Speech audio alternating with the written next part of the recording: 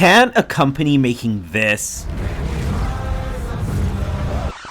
go to this and it still be good? The answer is yes. I know way too much about League of Legends and Riot Games in general, so I am going to share with you exactly why Bandle Tale is bound to be amazing. Riot foraying into the cozy genre actually makes perfect sense. Why, you might ask? Because Yordles. I'm going to tell you all about Yordles and Bandle City, and also the clues in the announcement trailer for this game.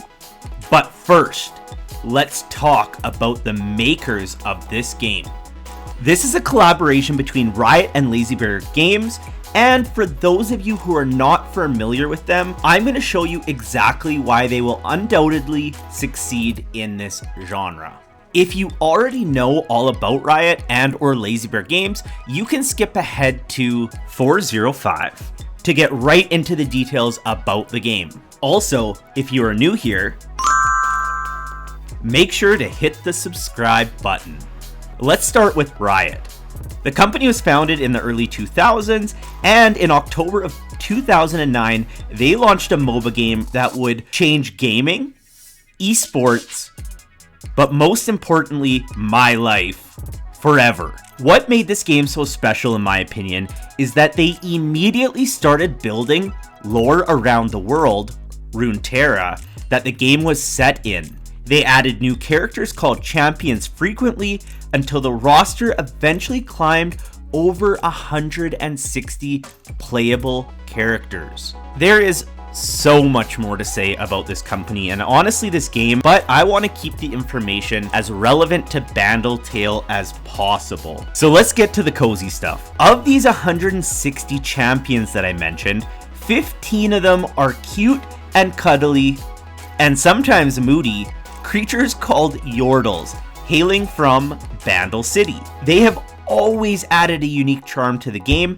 and I could go on and on about them, but we will explore them more very shortly. One thing about Riot is this company knows how to tell a story and craft characters that you care about. So after the huge success of League of Legends and the lore surrounding Runeterra, Riot launched what was called Riot Forge in December 2019 to capitalize on this extremely detailed world they built to tell other stories in game genres other than MOBA and the games that they had already created under their main banner that included card games, auto battlers, and first-person shooters. They also try very hard to protect the legacy of their intellectual property, so often these titles use external partners that have more expertise in game design in these specific genres to ensure quality and excellence. Enter Lazy Bear Games. Lazy Bear Games is a game development studio based in Lithuania. They have come out with a couple of games, but the one that got them noticed for this project is undoubtedly Graveyard Keeper. It is a game inspired by Stardew Valley, but the premise couldn't be more different. Instead of vegetables, you farm corpses. The game was reviewed very positively, and it is estimated that between 500,000 to 680,000 copies have been sold. Although the game has a grim premise, most reviews on the game make similar comments that the characters have a very lighthearted and charming personality, which definitely will come in handy when you are making a cozy game and a game specifically about Yordles. Time to talk about Bandle Tale. Since there has only been one short announcement trailer so far, there is very limited footage of the game. However, luckily it provides a lot of clues, especially when you know a little bit more about Bandle City and the Yordles like I do. As we know, this is a cozy crafting RPG game that will involve gathering resources, crafting items, exploring many areas including forests, the city, bodies of water, and others, and the main premise of the game is based on restoring magic to Bandle City. They haven't officially said there is one particular protagonist, and while I do hope we are able to customize our own Yordle, because that would just be so cute, the protagonist in the trailer does look adorable, so I think I could be okay with that as well. Also, if you're enjoying the video, make sure to leave a like so that other cozy gamers can find this information as well. We can see in this trailer there are multiple ways of gathering resources, such as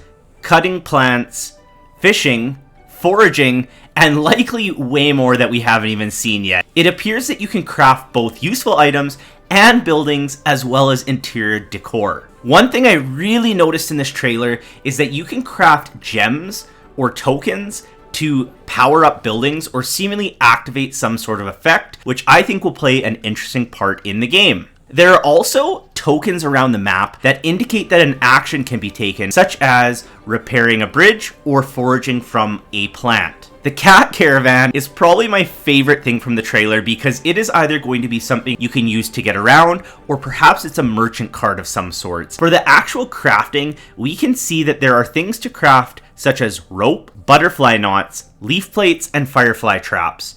It is also notable that the menu screen is titled Basic Workbench, and that implies that you can upgrade to a better version of the workbench throughout the game. I think that's going to be a major part of the progression, where you get better workbenches and therefore can craft stronger and rarer items. From this clip here, we can see that you have a set house, which to me indicates there will be a time system element as well as a calendar. So I think you will go to bed every night and then it will progress to the next day, and that is a similar gameplay loop to games such as Stardew Valley or other life sim games, which I personally really enjoy. The trailer also explicitly mentions festivals, which makes me happy because, as with farming or other life sims, sometimes the festivals are so fun and a nice break from the typical pace and tasks of the game. I do hope that the festivals involve some mini games, because when the festivals are just dialogue, honestly, I could just go without.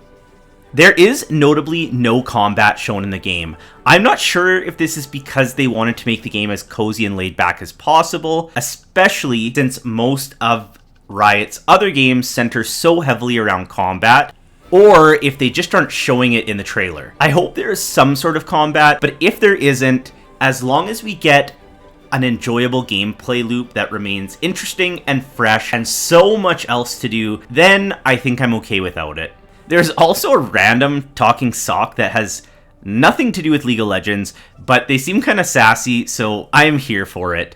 But then there is also the most annoying and one of the most hated champions in League of Legends, Yuumi, who apparently was once the familiar of a Yordle enchantress named Nora, so it makes sense that she will be part of the game. I just hope she is a much more palatable version of herself. Speaking of characters, I want to give you a brief overview of the Yordles that appeared in the trailer so you can learn a little bit more about them and get excited to meet them. There are a few Yordles that are not champions in League of Legends, such as Ozzy, who appears to be the town mayor, but here is an overview of the rest of them that are League of Legends champions. First up, we have Tristana. She is a plucky, adventurous cannoneer, which she calls Boomer, by the way, that is ready to dive into battle at any moment with an optimistic attitude. Then we have Corki, a chaotic pilot that actually moves away from Bandle City to another area of Runeterra called Piltover, where they have greater technology, and it fueled his love for machines even further. You can see in the trailer that you actually crash when you're flying with Corki, so I think he will help keep the plot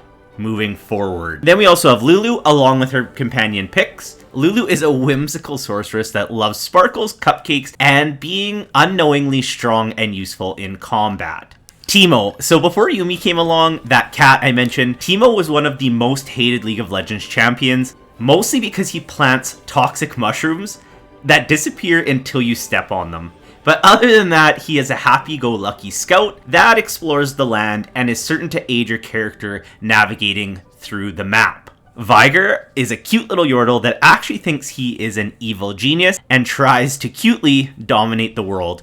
I have a feeling that Viger is going to be somewhat of our comic relief in this cast of Yordles. The last one I'm going to talk about is Rumble. We don't actually see Rumble in the trailer other than a quick splash art, but I have a feeling Rumble will be in the game. Rumble rides around in a mechanical machine that spits fire and can engulf him in a shield. Rumble is a young inventor, so it leads me to believe that he will be part of progressing the crafting abilities. That's just my first guess on that. To recap, what we can assume from this trailer is that there will be a very clear-cut storyline and progression. No romance, and possibly no combat either. The music and graphics look to be extremely well done, which is to be expected, and the cast and characters of the game will be vibrant and of course cozy. I don't imagine we will have a game that will be indefinitely playable after the main story is done. For example, when you can keep farming for money and unlocking endgame content as in farming sims, but it's hard to say for sure. But that seems to be the vibe from this trailer. Until we get more information on the game or some more footage, that is all I have for you today, but let me know in the comments which Yordle you are most excited to meet or just your general thoughts on the game trailer.